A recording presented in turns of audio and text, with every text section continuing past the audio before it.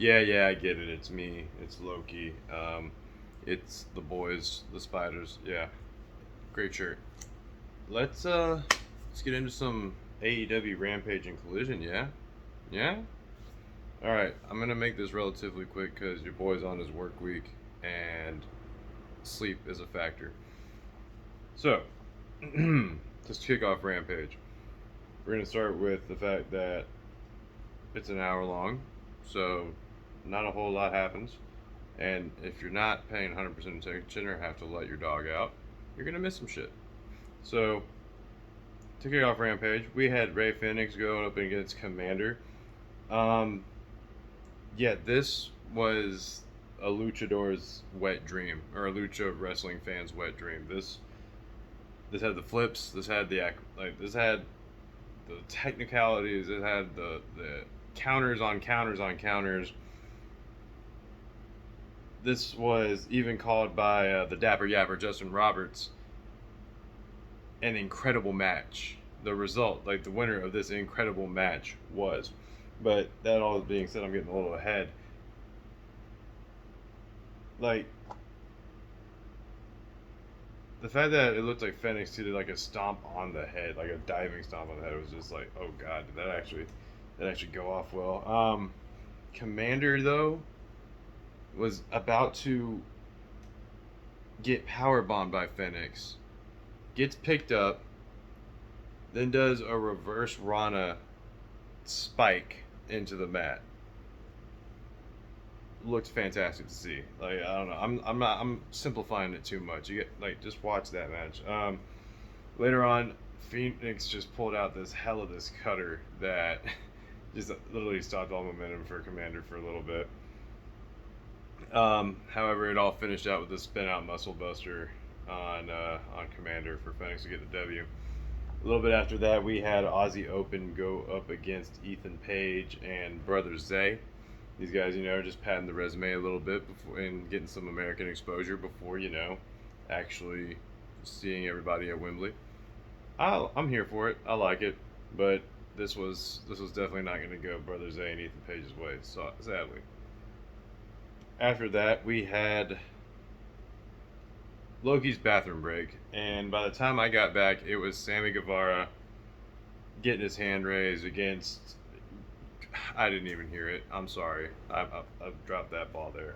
But, next time I'll just tell my dog not to ring the bells as much. No, I love that dog. He can ring the bells all he wants. We're going to go outside. After that, we had the final match of Ruby Soho and Tony Storm going up against Hikaru Shida and Sky Blue. And, it was a good match. Solid match, but all this does is tease up this fatal four-way we got going on. You can only do these things like so many different ways before you just got to get to the main event, and that's fortunately only like a week away. Or, a week and, a few hours away. But anyways, sorry,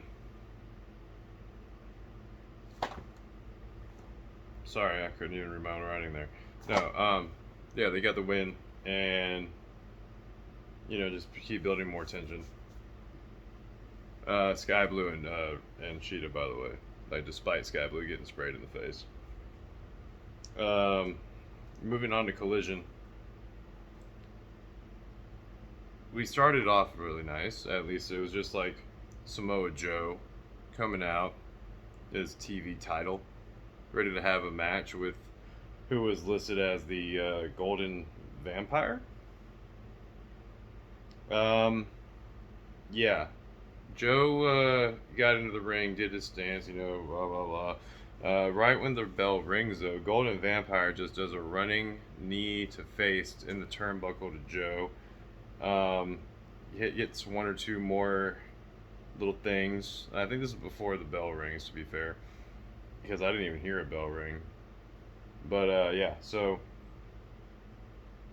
he just starts. This Golden Vampire guy just starts mollywopping on him, and it slowly becomes more and more evident who the freak it is, especially because Joe's been calling this guy out for the past 2 weeks.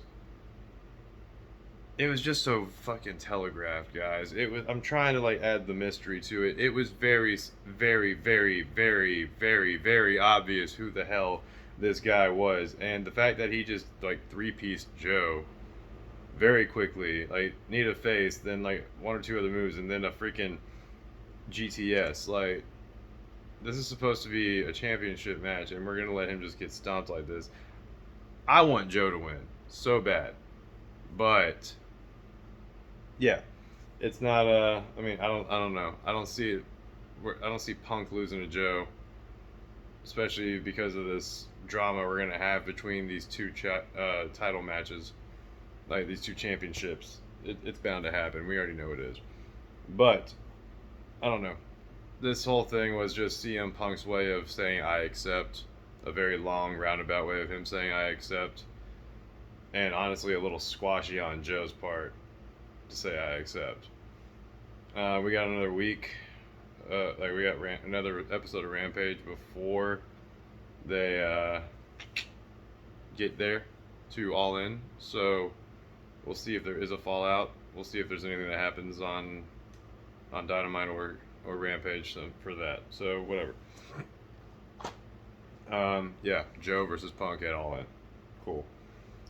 Next up, we had a very entertaining match. I'm not gonna lie to you. Dalton Castle went up against Jay White, and Jay White was in solid control of this for like a good half of the match. However, Dalton Castle and the boys, like, because Bullet Club Gold, they do the thing that Bullet Club in general always does. They freaking like start jumping on the dude as soon as they whip him out the turnbuckle, distract the referee a little bit. But eventually that starts working against them because as they're trying to take care of this, Dalton Castle's boys start showing up finally. Like they were just semi-helping Dalton at the beginning, and then they start like becoming loyal good boys, as Dalton calls them. But yeah, Dalton's a very entertaining wrestler. Boys were bad at first, but then they became great. However, Juice and the Guns and Jay pull out the W for Jay White. Kind of saw this coming as well. This is just like, okay, it's 2 weeks, or it's a week before All In. I don't think they're gonna like have these guys lose, especially Jay White right now. So as soon as Dalton Castle gets beat, they go on to do a promo right there in the ring with Tony Schiavone, which is kind of funny because first they like take the mic from him, and then they just make him hold up a gun, just for the Bang Bang Gang, However, they did. Jay White calls out Kenny Omega and the Elite, saying, "Kenny, you can have anybody you want, but we're gonna show you that you've been deceiving all these fans here. That the Elite were the best of Bullet Club, and if you ain't down with that, then we got 2 words for you." And then everybody said, "Suck it," and they were like, "No, guns out." Duh. Right after that promo, though, Juice Robinson decides to throw down an open challenge. He's like, "Hey, we want to get, like, Jay got his match in. We want to get a match in. Let's go. Let's get this going." To which the Iron Savages come out rocking protein shake containers. They come out with their guy just describing names, which honestly all like Jim Bro themed. It was entertaining for sure. And honestly, these were big, beefy dudes. Like, pause if I need to, but these were just big dudes. Very obviously go to the gym. And, I mean, they looked like they put up a good competition, but at the same time, it's Juice and the Guns, and they're not going to lose right now. Don't know why you would think such. Anyway.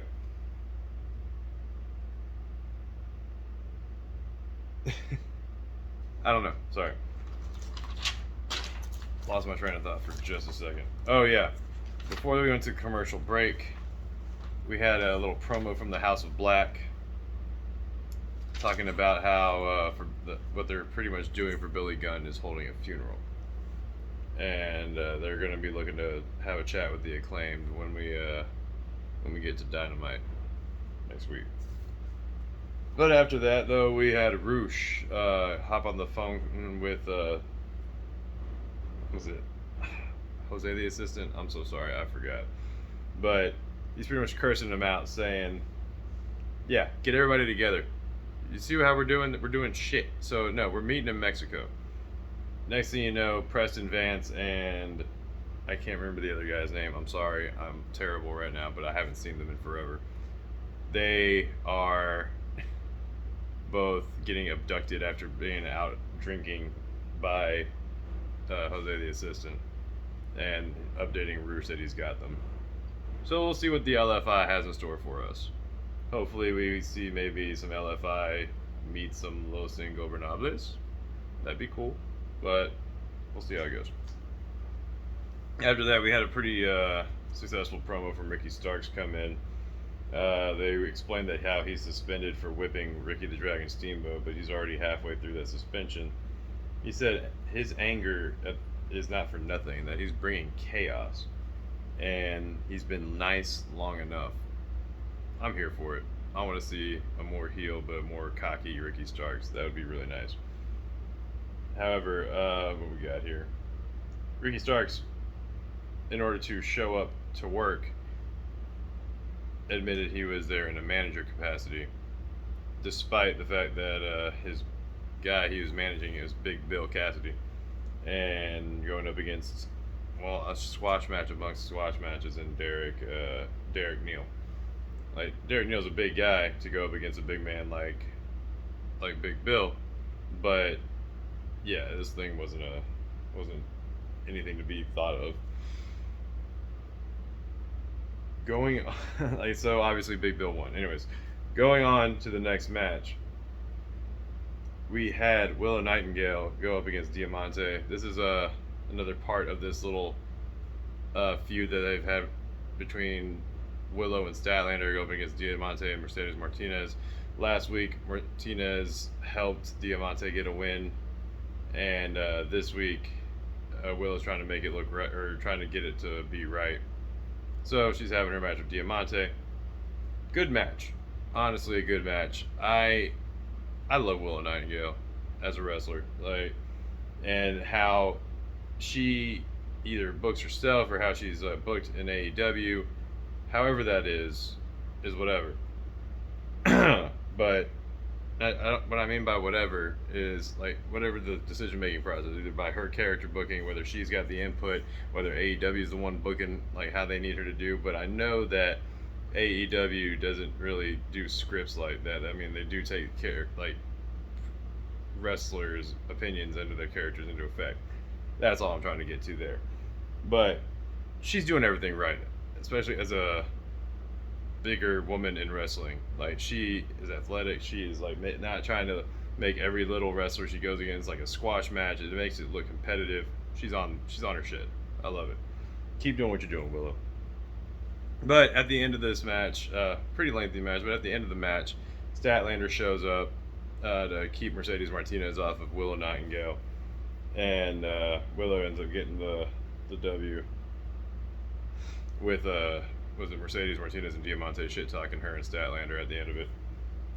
Anyways, after that we had a pretty lengthy promo about FTR and the Bucks. No news update as far as cancellations or anything go. So it looks like we're still going to get FTR versus the Bucks. Wild, in my opinion. But if the charges against Cash let him travel outside the states, then hell, let's have the match. Let's have them unfortunately drop the belts, and then Cash can go on and sort out his legal shit. Following that promo, which, yeah, so the match is still on. We're going to get Tony in a very posh, very, I don't know, reserved tone, talking to, oh man, I'm forgetting her name too. But, yeah, having a little interview, pretty much saying the last girl I talked to her, Renee, was very rude and very unprofessional. It was entertaining in that regard, but Tony was pretty much asked if she and Saraya are going to be able to cooperate with each other while being in a fatal four-way against each other. I'd like to see it. I'd honestly like to see the turn from Saraya on against Toni Storm. I think it would be a hell of a freaking championship win for Saraya, especially since she's been without a belt for so long amongst a couple companies. But that might be all too predictable. It could end up with Sheeta just coming out the winner in this because they can't get along. But we'll see. After this, we had man, these are squash matches after squash matches, and I'm not even trying to like put any disrespect on the squashies names, but Kevin Koo went up against Powerhouse Hobbs at a 14-1 Powerhouse Hobbs. You wanna know what that only one is in his 14-1? Miro. You wanna know what Powerhouse Hobbs was doing the whole time he was just piecing up Kevin Koo? Calling out to Miro. Calling himself Redeemed! Redeemer! Just, oh, and not to mention that after he hits his hell of a spine buster on Kevin Koo, gets the pinfall, gets the W, then puts him in the game over clutch, where Miro shows up, calling Hobbs, like saying he was like Hobbs once, man that feared God. Now he's saying that he walks a path of loneliness and that he misses her. I think we all know who her is. But he will not be defeated, and he's going to just pretty much kick Hobbs' ass. We have them announced at All Out. So that's one of the two matches that was announced for All Out. The other one being our, well, second part to this main event, I guess.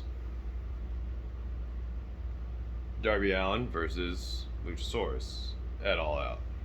Meanwhile, tonight we just had Darby Allin versus Christian Cage.